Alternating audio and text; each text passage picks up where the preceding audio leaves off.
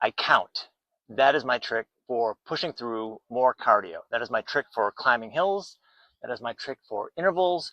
What I do is I count my breath. So it's the biggest takeaway that I can think about today. I did a couple hours on the mountain bike, which I haven't done in a while. And I even did an extra climb. Even after I got back to the parking lot, I climbed up this hill again, which was like a 3-minute climb. Did not want to do it, did it anyhow, and all I kept thinking was, or all I kept doing was counting my breath.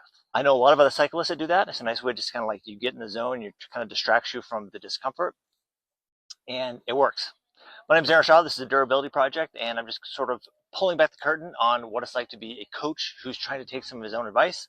I'm training for two cycling events. One's a gravel bike race, and one is a mountain bike race.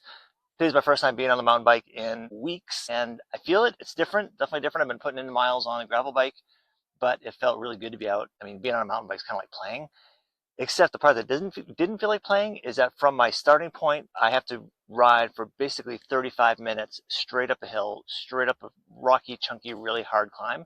That's not great, but then I get the buzz back down, and then there's another part of the loop where I go back up again and do the same thing. But the key is pushing through things that you don't want to do, which is what I did today.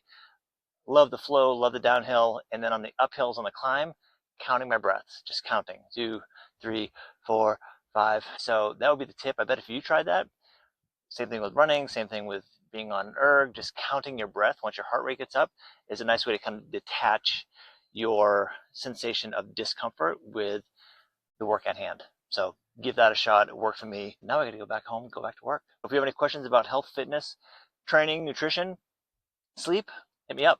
All right, thanks. See ya.